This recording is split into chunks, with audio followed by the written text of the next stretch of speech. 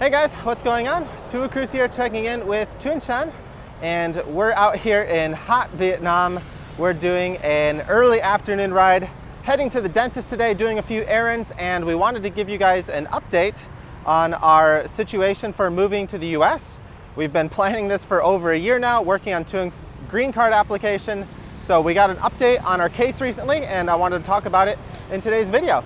So we're out here riding on our city bikes today.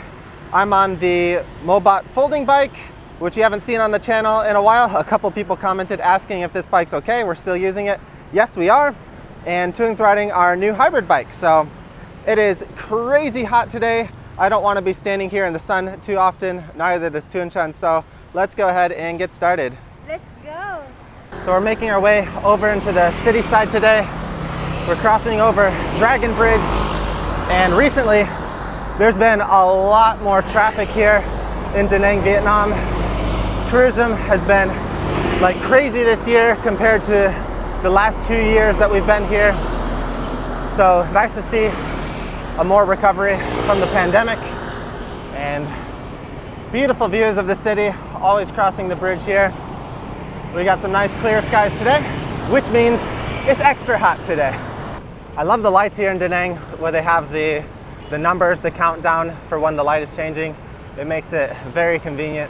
So I'll be talking about our plans for going to the US here pretty soon, but we got a new McDonald's here. I want to show you guys this part of the city because I don't think I filmed. Jeez, you can never let your guard down here because people will just pull out in the middle of nowhere. So that was actually really dangerous. Jeez. Never let your guard down here in Vietnam. Yeah, this is what the inner city part of Da Nang looks like. There's two parts of Da Nang, the city side, which is this side, and then also the beach side, which is where we live. We don't come to the city side too often because there's not much that we want here other than like maybe restaurants and shopping centers. But see, we got a little gym, kind of outside gym here where you can work next to all the gas fumes. Vietnamese drivers, so good. I'm pretty surprised because it's about 2 o'clock right now, and normally this early the traffic's not that bad. The traffic is usually really only bad during rush hour. So we've got the hand signal going. We're in a little roundabout here. So we're going to be turning left here. This is a dentist that we've been going to for a while, but they just recently changed locations, so we're going to a new location now. Their old location used to be on the beach side. Now they're over in the city side, so that's why we're coming over here today. So the road we were just on, that's more of a main style road, and this is more of a typical kind of like smaller inner city road. So usually 2 lanes, a little bit of a parking spot on the side, a little bit of a parking spot on the side. It looks like on this one they only allow car parking on the one side, and it doesn't matter how big, how small the road is, there's gonna be lots of traffic. English Center there, and yeah, just lots of businesses everywhere. Business is booming. Okay. All right, we made it to the dentist. We're gonna go inside real quick, get our cleaning done, and we'll be back right out here, and I'll update you guys on our travel plans. We finished up with the dentist, and we're taking a new way home. This is a road I've never been on before. So this is the bridge just south of the Dragon Bridge.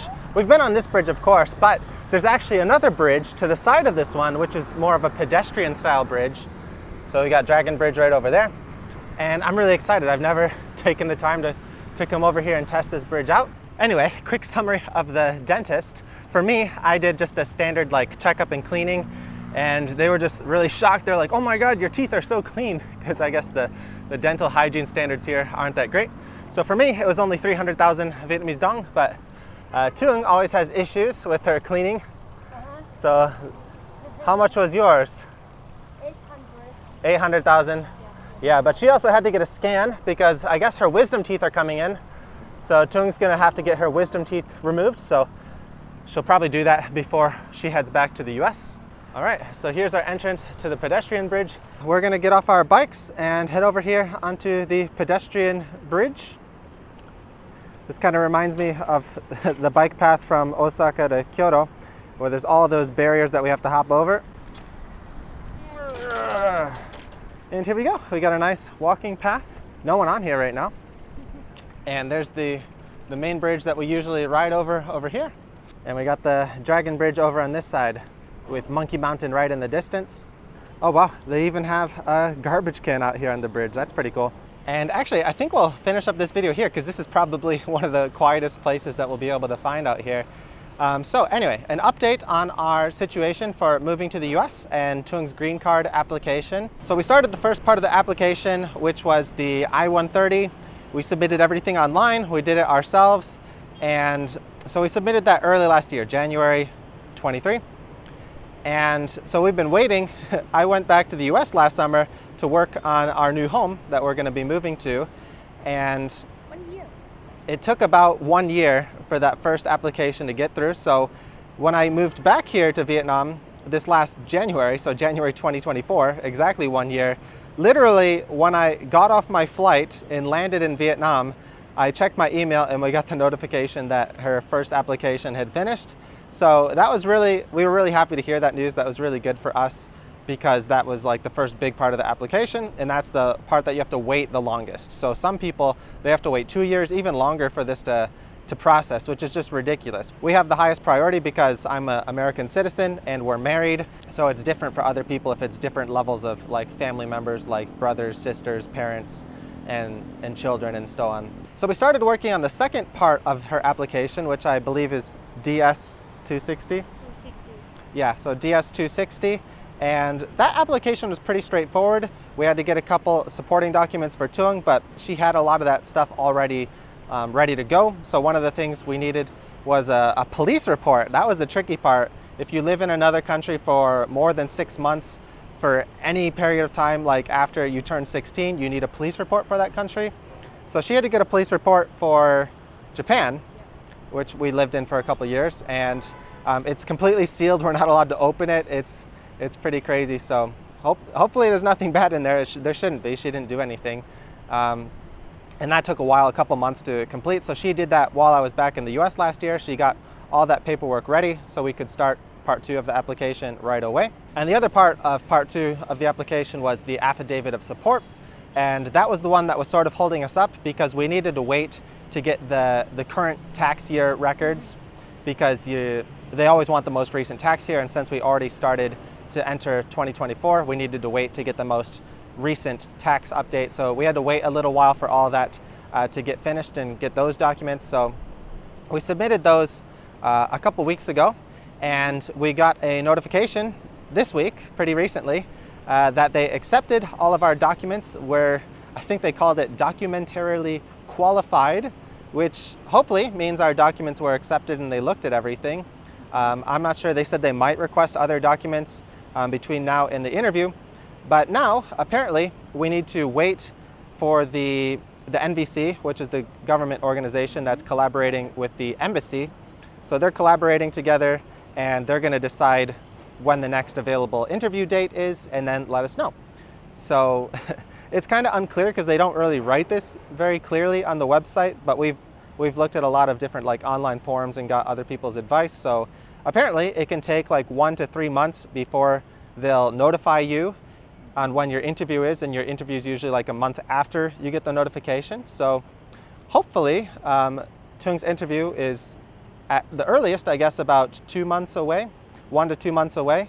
We're still not sure how quickly we're going to get her notification. Luckily, I think we're pretty much almost done with her interview. We just need to wait till she gets her interview notification, and then she'll go to the interview.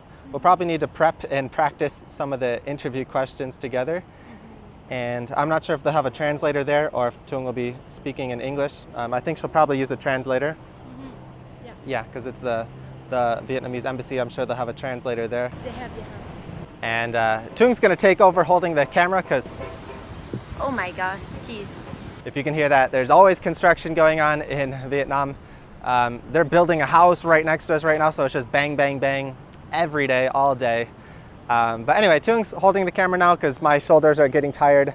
I have weak cyclist arms, so I can't hold the camera for too long. But anyway, hopefully we're in the final stretch of Thuong's application. She's just got to go to her interview and not say anything crazy stupid, and hopefully she'll get her visa after that and she'll be able to come to the US. We're hoping that she'll be able to come to the US in about August at the earliest, because she has some family stuff to attend to in July. So we're aiming for August and crossing our fingers that we'll be able to make that timeline. In the meantime though, I'm gonna be heading back to the US myself. There's some other stuff I need to take care of before Tung goes back. There's still some work on our new house that needs to be finished and some other things that I need to do. So I'm gonna be heading back to Michigan in early June. So that's only about a month away from now. So it's kind of bittersweet feelings right now, starting to sink in now that this will be my last month in Vietnam for a while, and we're trying to think of all the things that we want to do while we still have some time here. So we've got our bike packing trip that we're planning to do next week. We're still not 100% sure on what route we're doing. Tuong wants to go north towards her hometown, and I want to go south towards Dalat, but it's a pretty significant trip. For our first one, I don't know how long we want to go. And it's not just getting there, we also have to make our way back somehow.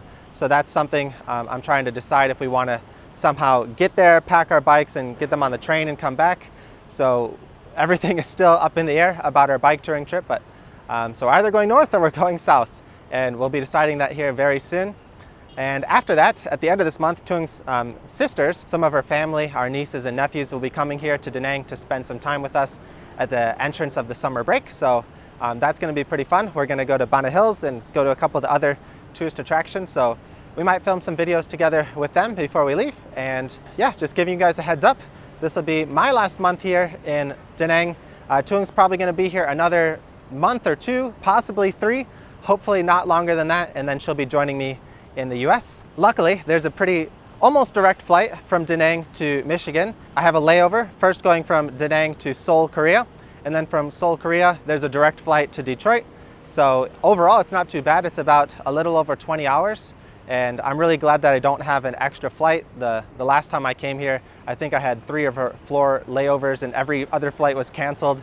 And it was just super stressful coming here. So hopefully everything will go smoothly. There's always something exciting going on in Vietnam. They're burning something over there and it's about to come towards us. How do you feel, Tuong? Are you pretty excited? Your green card application is almost finished? Yeah. We've waited a long time. Yeah, over 1 year. Over almost a year and a half now. Yeah. Yeah. So that's kind of what we were expecting. People said usually between like a year and 2, so we're kind of in the average. I was hoping it'd go a little faster, but oh well. Yeah, I'm so excited. You know, I'm tired with the hot weather in Vietnam. Yeah. I want to move some more Cooler weather. Yeah. In Michigan, okay. In Michigan, August is the hottest month. Still okay. But still not as hot as here. Yeah. Yeah. Tired. But September and October is very nice. So you'll make it in time for good weather. So that's our update, guys. I'll be heading back to the US in less than a month. And hopefully Tuong will be joining me within a few months after that. Hopefully only 2 months at most, 2 or 3 months at most. And if you guys have any requests of videos you want us to film while we're still here in Vietnam before we go, be sure to let us know down in the comments. And as always, thanks to all of our awesome supporters on Patreon. We wouldn't be able to continue this channel without your support. So big thank you to all of you guys and everyone who watches our videos. Be sure to give the video a thumbs up before you go. Yeah. And we'll see you next time here on To a Cruise. Bye-bye. We got to go home because we got to get some food. I haven't ate in I think like 18 hours now, so I'm starving. Let's go eat. Bye-bye.